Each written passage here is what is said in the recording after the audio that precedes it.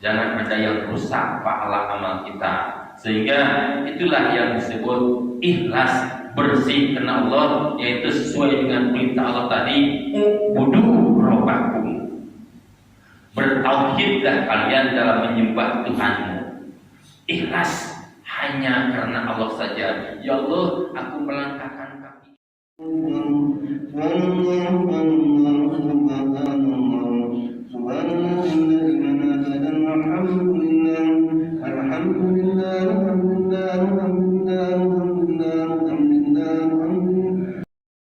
Bahwa ada yang diikuti dengan menyakiti, memberi tapi sambil menyakiti, daripada memberi sambil menyakiti, itu lebih baik dengan ucapan-ucapan yang baik. Jadi tatkala ada orang yang meminta, jangan disakiti. Tatkala ada yang meminta, maafkan. Tatkala mereka mendesak. Wallahu ghaniyun. Allah itu ghani, Allah itu kaya, Allah itu tidak butuh dengan ibadah kita, Allah itu tidak membutuhkan sedekah kita. Jadi kalau kita berbuat untuk kita, ghani Allah itu. Apakah Allah nyuruh sholat ada keuntungan untuk Allah? Tidak, Allah ghani. Apakah kalau kita sedekah terhadap sesama kita untung Allah? Tidak. Siapa yang untung? Kita. Ghaniyyun halim dan al-santun, artinya senantiasa memberi kesempatan untuk kita untuk bertobat tatkala kita terpleset salah. Halim itu. Kita kadang-kadang sehari terpleset dengan dosa, Allah beri kesempatan senantiasa, tidak langsung dihukum sama Allah. Halim Allah senantiasa santun. Sehingga kata Allah, ya ayyuhalladzina amanu, kalau tidak tadi kan ya ayyuhan nas. Wahai sekalian manusia, kali ini ya ayyuhalladzina amanu, wahai sekalian orang-orang yang beriman. La tubtilu shadaqatikum bil mani. Awas kalian jangan membatalkan pahala sedekah kalian bil mani, dengan mencerca. Wal ada, dan menyakiti. Jangan diungkit-ungkit. Kalau sedekah, kalau infak, jariyah, wakaf dan sebagainya, jangan diungkit-ungkit. Oh ini masjid diwakafnya dari bapakku. Nah, tak usah. Oh ini masjid ini bersihnya dari aku. Nah, tak usah. Jadi wala tubtilu shadaqatikum, awas jangan batalkan sedekah kalian, batal pahalanya, rusak gitu ya. Bil mani, dengan mengungkit-ungkit, wal ada, dan menyakiti. Seperti mana? Kalladina yunfiquna ma lahu ria'an nas.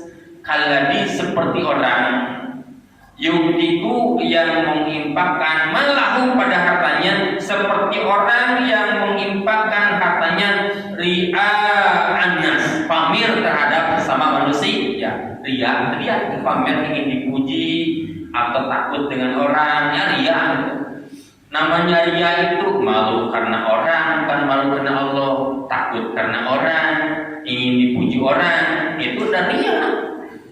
Enggak lurus karena Allah, enggak ubudur bakum. Yunfikuna ma lahu ria'an nas wa la yu'minu billah, dan tidak beriman kepada Allah, artinya tidak percaya ke Allah bahkan membalas dengan baik di akhirat.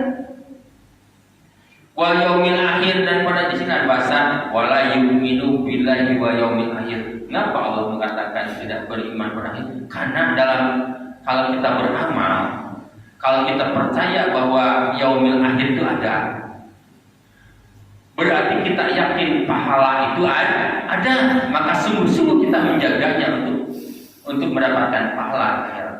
Kita ini akan pindah.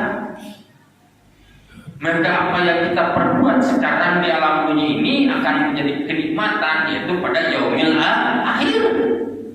Kalau percaya ada yaumil akhir, berbuatlah. Percaya adanya Allah, Tuhan kita yang menciptakan, yang memberikan rezeki.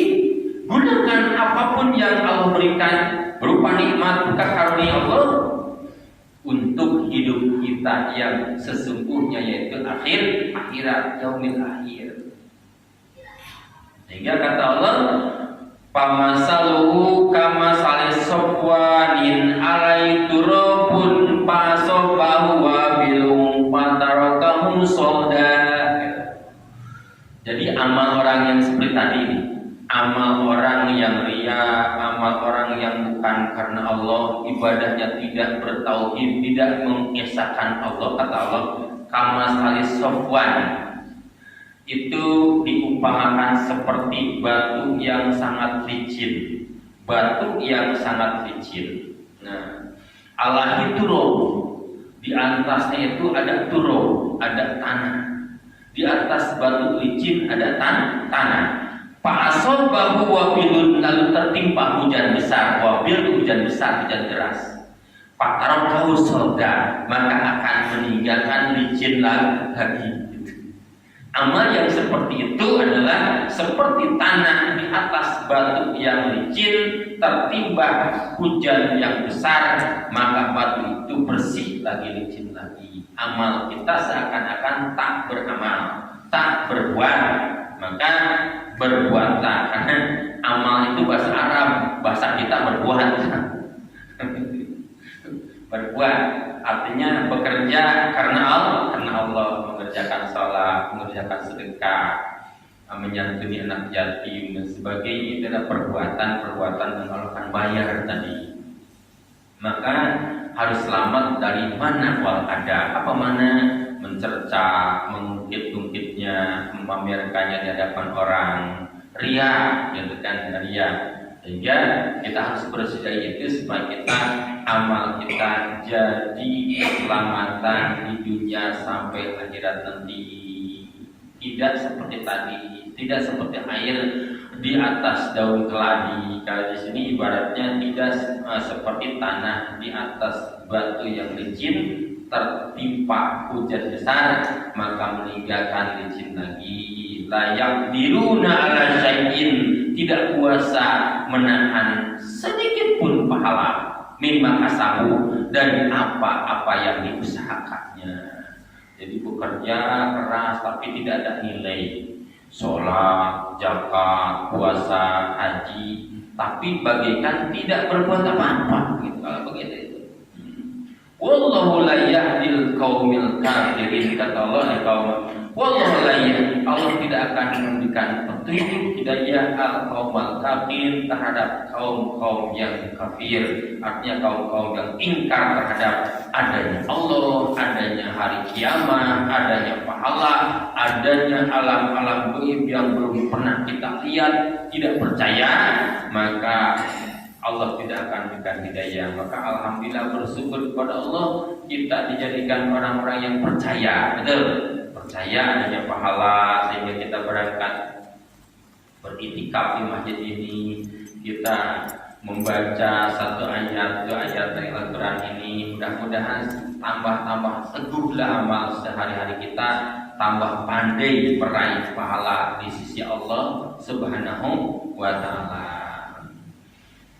Selanjutnya, wa masalul ladina yunfikuna amwalahum mubti'u amardatillahi wa tasbitan min anfusihim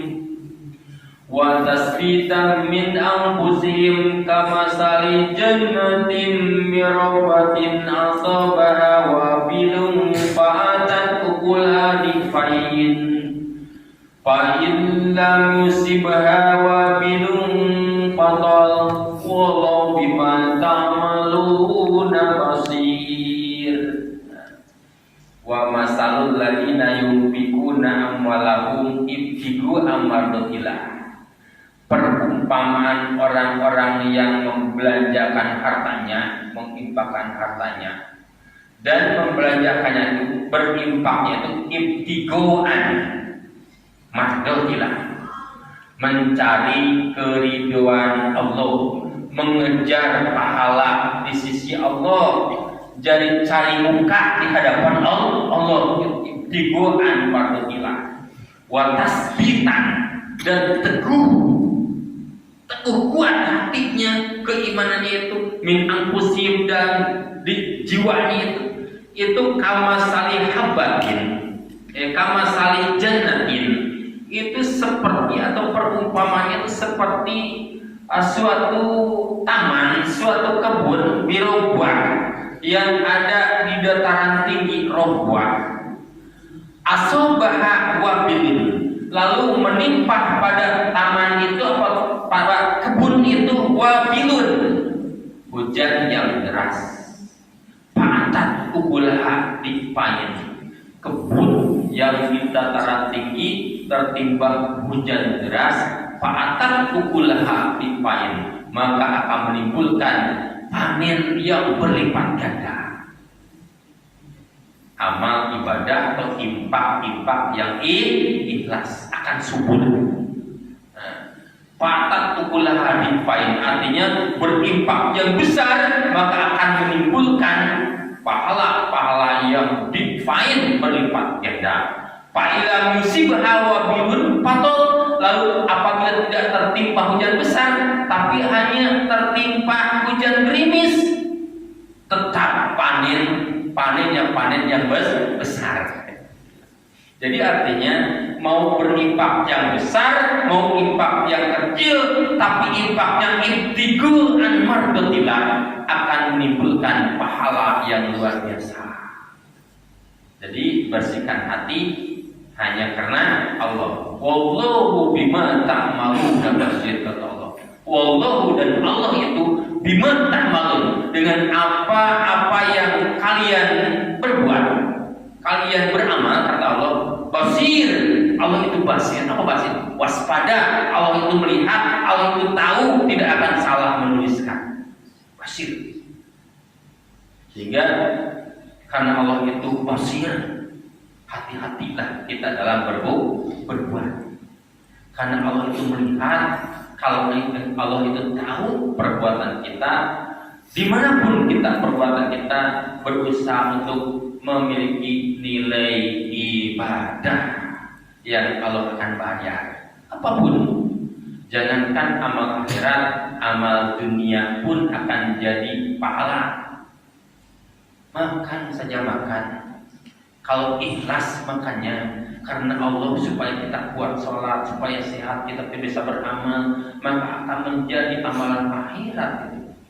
Ya Allah, aku makan karena jadi sehat, jadi kuat sholat. Ya Allah, aku tidur supaya bisa tahajud. Ya Allah, aku usaha supaya bisa beramal ibadah. Semuanya jadi amalan akhirat, memiliki nilai ibadah. Sehingga kata tadi Allah mau tertimpa hujan besar ataupun hanya gerimis saja, akan panen yang berlipat ganda. Di mana panennya? Di akhirat. Panennya di akhirat. Jadi adunya majru'atul akhirat, karena kata Rasul. Adunya, bahwa dunia ini majru'atul akhirat, tempat bertanam untuk panen nanti di akhirat. Mudah-mudahan perbuatan kita hari ini, subuh ini, jadi tanaman kita yang kita akan nikmati nanti di akhirat. Amin ya Allah ya Rabbal alamin. Masih ada?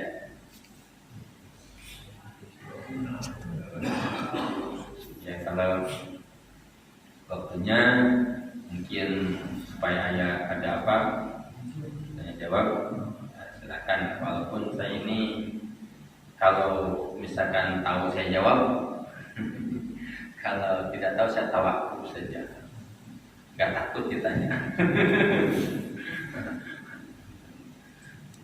Oke, itu tadi kajian tentang surat Al-Baqarah yang seperti halnya kita dengarkan di sana, itu banyak menjelaskan tentang ciri-ciri bersedekah, terus bersedekah yang baik itu gimana, terus pahala sedekah, dan itu merupakan kajian subuh pada hari ini. Kami buka sesi tanya jawab kepada bapak-bapak dan ibu-ibu tentang amaliyah yang kita kerjakan sehari-hari. Seperti hanya dijelaskan tadi bahwa jangan sampai kita bersedekah itu menyakiti hati orang, artinya menyebut-nyebut, mengungkit-ungkit. Gimana cara bersedekah yang baik, itu tadi yang saya sempat simpulkan dari pembahasan subuh pada hari ini. Kami persilakan kepada bapak-bapak atau ibu-ibu. Saya lihat ini Ibu Rina tidak ada ini. Biasa rajin bertanya. Silakan bapak-bapak, mungkin ada yang mau bertanya tentang kajian. Bapak Sutowo akan bertanya. Silakan Pak Sutowo. Assalamualaikum warahmatullahi wabarakatuh. Waalaikumsalam. Terima kasih. Tadi disebutkan bahwa bersedekah itu hendaknya jangan diungkit-ungkit. Sekiranya yang mengungkit itu bukan dirinya sendiri, artinya orang lain, dengan tujuan untuk mengajak agar yang lain bisa mengikuti perbuatan atau bersedekah seperti apa yang dilakukan oleh orang yang tadi bersedekah. Bagaimana hukumnya bagi orang yang bersedekah karena diungkit, tapi yang mengungkit orang lain dengan tujuan untuk kebaikan. Terima kasih. Wassalamualaikum warahmatullahi wabarakatuh. Waalaikumsalam warahmatullahi wabarakatuh. Itu tadi ada pertanyaan yang saya pikir sangat bagus itu. Gimana hukum kalau tadi dijelaskan itu jangan kita bersedekah itu menyebut atau mungkin atau seperti apalah gitu. Oh ini kami bersedekah, kami ini. Pertanyaan Pak Stowo tadi yang saya tangkap, kalau seandainya kita bersedekah yang menyebut-nyebut atau mungkin itu umpama contohnya Kang Asep gitu. Ini Pak Toy dengan maksud tujuannya untuk memotivasi. Itu pertanyaannya Pak Ustaz, mohon jawaban. Silakan. Nah, pertanyaan yang sangat bagus karena mungkin belum tuntas tadi tentang ikhlas tadi ya. Bagaimana kalau diungkit-ungkitnya itu bukan kita tapi dengan orang lain. Jangankan dengan orang lain Pak, dengan diri kita sendiri kalau dalam hati kita lurus untuk memotivasi orang lain, itu bukan riya. Itu riya'ul alim mamduhun. Riya'ul alim, riya'nya orang alim itu mamduhun, dipuji sama Allah. Gimana ada riya yang dipuji? Jadi karena masalah riya itu dalam hati, adanya itu ikhlas dan riya itu adalah dalam hati, hanya kita dengan Allah yang tahu betul. Kita sholat duha misalkan di tengah jalan, kata orang lain riya, dia sedang sholat karena Allah merasa berdua dengan Allah. Kita sedekah hanya merasa kita dengan Allah. Kita menyebutkan hanya memicu supaya orang lain itu ikut bersedekah. Itu bukan riya. Bahkan riya itu akan bisa menghapus riya-riya yang lain. Jadi riya'ul alim mamduhun. Riya'nya orang alim itu orang yang dengan ilmunya itu dipuji sama Allah. Seperti riya'nya seorang anak di hadapan ayah bundanya. Pulang dari pesantren dia memperlihatkan kebolehannya dia kan. Betul. Itu mamduhun. Karena orang tuanya akan bangga, akan senang, dan kesenangan, kebanggaan itu akan menimbulkan pahala yang besar. Betul. Itu riya kan? Riya. Riyanya seorang guru terhadap murid. Betul. Riyanya seorang guru pada murid. Nih, ngaji di sini akan bisa begini kan riya kan? Tadi maksudnya adalah supaya dia istiqomah mau belajar. Jangan sedikit-sedikit pindah sini. Artinya dari nol lagi untuk kebahagiaan anak. Itu juga mamduhun, dipuji sama Allah. Insya Allah riya yang seperti itu yang diungkit-ungkit orang lain tapi hati kita tetap ikhlas, tidak termasuk kata-kata mana wal ada itu jadi mencerca. Kalau mana itu yang mengungkit-ungkitnya itu seperti beginilah, kita ngasih sama orang, kamu itu udah dikasih masih berbuat buruk juga pada. Nah itu kan mana itu. Kalau ada itu bersedekah kita menyakiti dia dengan cara membuat mereka malu, membuat mereka itu disakiti dengan ucapan kita, itu ada menyakitinya. Jadi harus lurus kita dalam hati, karena riya itu dalam hati, yang tahu hanya kita dengan Allah. Dalam usul fikih ada kaidah al yakin la yajalu bisa. Al yakin, sesuatu ibadah itu yakin adalah kebaikan kan? La yajalu, tidak akan hilang, bisa dengan sesuatu yang sah, sesuatu yang diragukan seperti riya tadi. Insyaallah maka kita tetap maju untuk beribadah walaupun diukit-ukit sama orang lain, tidak terganggu, tidak melarang. Oh jangan sebut-sebut, cukuplah hamba Allah, misalnya gitu. Cukuplah hamba Allah. Nah, kalau misalkan kita tujuannya disebut-sebutnya untuk memicu orang lain, itu lebih baik. Betul, lebih baik supaya orang lain ikut bergabung dalam kebaikan. Jangan kita berbuat baik sendiri, orang lain juga harus berbuat baik. Ajaklah orang lain. Makanya kita harus ta'muruna bil ma'ruf, memerintah pada ma'ruf, kebaikan. Salah Pak, tidak jadi batal sedekahnya. Jadi jangankan dengan orang lain, dengan diri kita, tapi hati kita tasbih. Apa tasbih? Cukup kita merasa kita dengan Allah tasbih. Luruskan hati kita ini dengan Allah. Insyaallah tidak termasuk riya. Gimana? Itu berarti apa? Itu jawabannya. Jadi pada dasarnya ketika orang bersedekah disebut orang lain dengan maksud memotivasi, saya pikir itu bagus. Karena kita beberapa kali mendengar tentang ini bersedekah seperti ini, akhirnya memotivasi yang lain-lainnya gitu. Saya pikir itu bagian juga syiar untuk sama-sama mengajak, berbagi dan lain sebagainya. Mudah-mudahan apa yang kita niatkan, apa yang kita keluarkan tidak termasuk kategori riya. Karena ada juga rupanya riya yang diperbolehkan, tadi itu saya berdengar. Ketika anak hafal Al-Quran, baca di orang tuanya senang, itu kan juga riya itu. Jadi tidak semuanya apa yang dikategorikan riya itu berkonotasi negatif. Itu tadi jawabannya Pak Sitowo. Mungkin masih ada lagi ibu-ibu yang mau bertanya.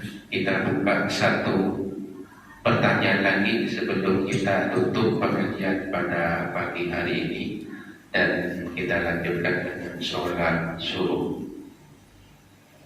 Kalau tidak ada, kita tutup kuliah subuh pada pagi hari ini. Bapak Maharani, tolong Pak Subhani. Alhamdulillah Pak Maharani ini semakin aktif bertanya. Dulu ini biasanya hanya diam dan untuk orang menjelaskan. Lanjut bertanya. Silakan Pak Haji Maharani. Assalamualaikum warahmatullahi wabarakatuh. Terima kasih atas kesempatan yang diberikan. Pak Ustadz, saya mau nanya. Misalnya kita selesai sholat apapun bisa, tapi waktunya pendek gitu. Kira apa yang paling utama? Apakah kita misalnya membaca istighfar, ya, atau membaca nafas-nafas seperti yang biasa kita baca, la ilaha illallah dan seterusnya, la haula wala atau kita kita ganti dengan selawat Nabi gitu Pak. Jadi di antara ketiga itu mana yang paling utama? Nanti kita harus memilih nih, misalnya waktunya pendek, 3 menit dan sebagainya. Gitu Pak. Terima kasih. Oke, pertanyaan tadi, zikir yang paling utama di waktu yang mepet, zikir istighfar atau selawat, monggo. Tafadhol jawab. Zikir yang paling baik. Kalau zikir yang paling abdul kan Abu Dzikir Fa'lam annahu la ilaha illallah. Gitu kan, la ilaha illallah. Tapi kan kita ini berbeda-beda. Allah bukakan taufik dan hidayah itu berbeda-beda. Seperti kita obat, ada yang cocoknya dengan obat ini, dengan ini, kan beda. Terbukanya sehingga usul pada Allah itu ada yang dengan sholawat. Cenderungnya hati kita nikmat kalau bersolawat. Cenderungan kita nikmat kalau beristighfar. Mau langsung pada yang inti itu la ilaha illallah, silahkan. Itu lebih baik. Tapi dalam ilmu thariqah ini kan berbeda-beda kan amalannya. Ada thariqah salawat dalam tujuh ibadah, silakan Pak. Jadi mana yang Bapak nikmat dalam berzikir? Oh nikmat bersalawatlah. Oh nikmat langsung istighfarlah. Nikmatnya baca abdul dzikir la ilaha illallah. Tapi kita kan begini. Kalau la ilaha illallah, subhanallah atau yang lain zikir-zikir itu kan disyaratkan harus hadir hati. Ucapan la ilaha illallah tapi hatinya tidak hadir, itu kosong nilainya. Tapi kalau sholawat mau hadir, mau enggak, mau ngerti, mau enggak, besar pahala. Yang paling mudah adalah sholawat. Baca Quran, baca sholawat, mau mengerti, mau tidak, mau hadir enggak, hatinya tetap pahalanya besar. Kalau la ilaha illallah atau subhanallah itu harus sadar la ilaha illallah dalam hati kita, ya Allah ini sedang ibadah dan la ilaha, tidak ada Tuhan yang berhak disembah, tidak ada Tuhan yang pantas disembah, tidak ada Tuhan yang wajib disembah illallah kecuali hanya Allah harus hadir. Oh la ilaha illallah, la ilaha illallah, tapi ingat sama pekerjaan. Nah itu tidak bisa dianggap abdul gitu kan nilainya itu. Atau subhanallah, ucapan subhanallah, maha suci Allah, suci dari segala apa yang mustahil dari Allah. Allah mustahil beranak, Allah mustahil bodoh, Allah mustahil tidak tahu, Allah mustahil sentimen, Allah mustahil dori. Subhanallah itu. Subhanallah, maha suci Allah dari semua itu.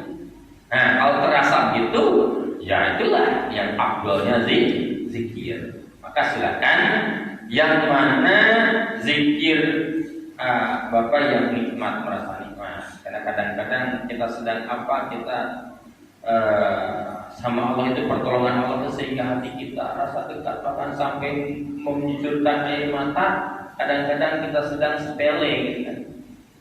Kadang-kadang sedang di WC kita nyambung dengan Allah. Kalau sedang sholat kita lupa dengan Allah. Betul. Jadi itulah pertolongan Allah. Tapi kan tadi waktunya mepet kata beliau nih Pak. Nah, mepet itu artinya tidak unsuri Pak. Kalau saya sih tidak sama sekali.